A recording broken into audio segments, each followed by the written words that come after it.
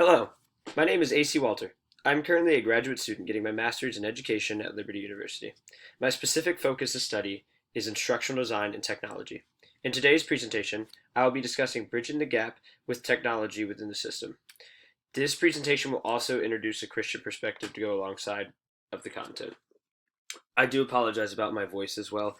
I am a little sick right now, so my voice does not sound too great. So let's look at all the different adopter types. When it comes to introducing technology in a system, you're going to have an array of different individuals who will accept the innovation or reject the innovation. To categorize these individuals, Everett Rogers introduced the idea of adopters. There are 5 ideal types of adopter categories. Those categories are innovators, early adopters, early majority, late majority, and laggards. Innovators are among the first 2.5% of individuals to accept innovation. This category of individuals are extremely willing to participate in new innovations. Innovators are looked at as gatekeepers because they bring in innovation from outside of the system.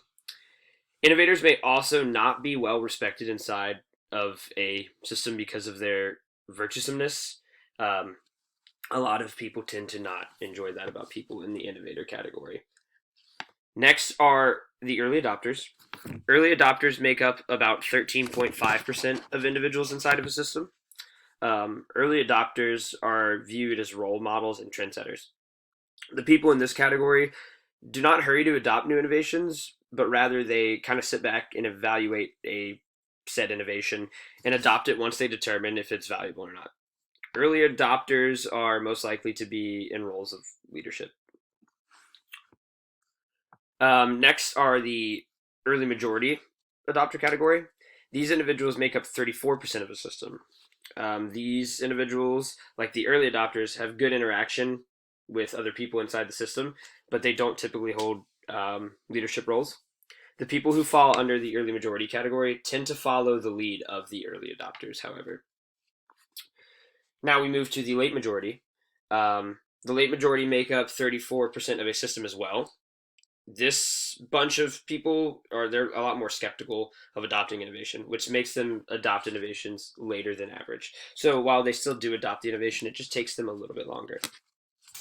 And lastly, we come to laggards. Laggards make up the last 16% of people in a system, and they are the last to adopt any innovation. Laggards are looked at as traditionalists, and they tend to reject innovation. These individuals are even more skeptical than the late majority. These individuals might accept innovation once their peers have adopted it, but they might not. And the reason they do this is they really want to make sure that it works.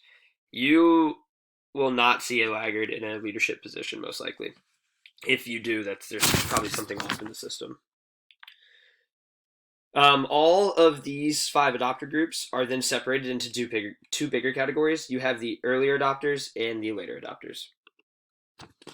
So let's talk about utilizing innovators, early adopters, and early majority inside of a system. When these 3 adopter groups are grouped together, it is what is known as earlier adopters. When introducing a new innovation into a system, I would use these guys as my leaders. Each adopter group here plays a vital role in working to introduce technology into a system. Let's start with early adopters. Early adopters greatly enjoy discussing new products and showing them to others. So I would utilize these individuals as my instructional designers. They would adopt innovation early enough to have a good understanding of the technology, and they would be able to create and present quality content to individuals because of this. Because early adopters are well liked within a system, they would best be able to communicate and discuss information with all of the people in the other adopter groups as well. I would use the innovators as subject matter experts that my early adopters would be able to consult with about anything they would need while designing and teaching curriculum about a certain innovation.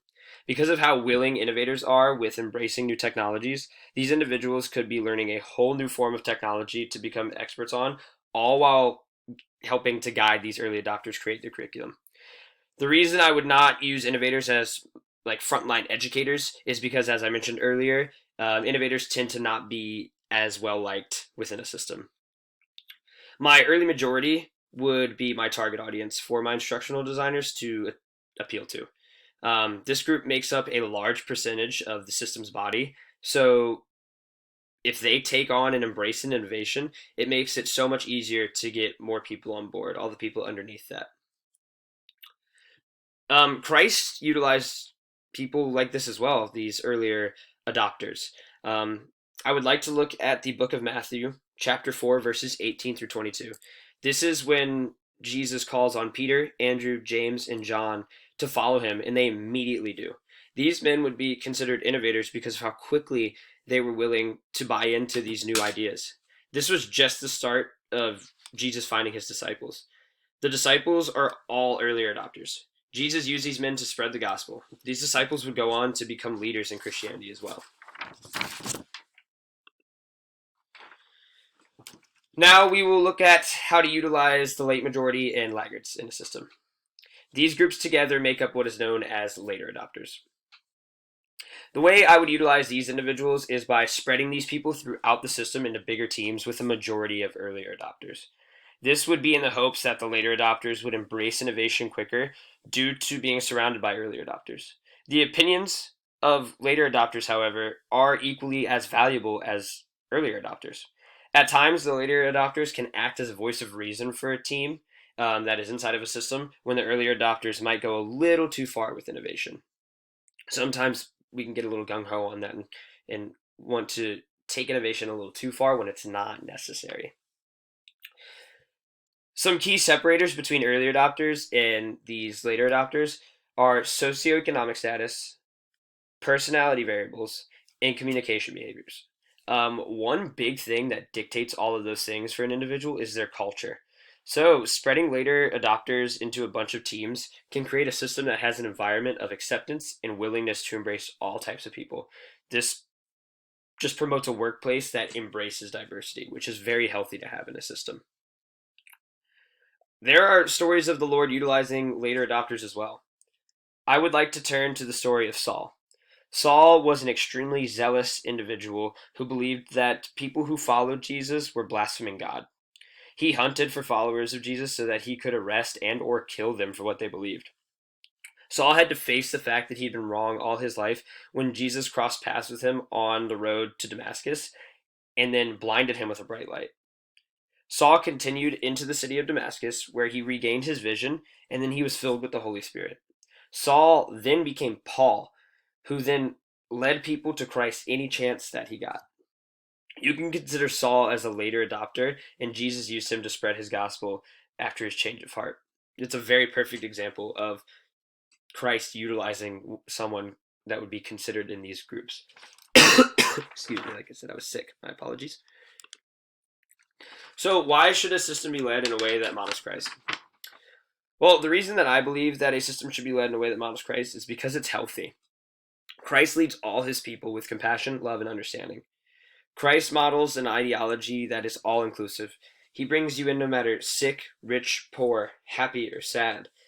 The way that Christ leads his followers enables all people to become innovators in their own way. Let's look back at that story of Saul, for example. He later becomes Paul and spreads Christ's words in his own manner because the Lord allowed it. When we try to make ourselves more Christ-like in all things we do, including leading a system, then we are living and doing that thing for the kingdom. All of those reasons are why I believe a system should be run in a Christ-like manner. So here are the references that I used. I would highly suggest that you guys take a look into these references if you're curious and want to learn more about what we were talking about today. Understanding how to utilize all these adopter categories within a system is really, really effective for trying to introduce different innovations. The innovation also doesn't have to just be technology. Anything that you're going to be trying to introduce into your system would be considered an innovation in a sense. So utilizing these ideas can really help your system thrive. Thank you. If you don't understand anything, please watch this video back and as many times as you need. And I hope you guys have a great day. Thank you guys so much.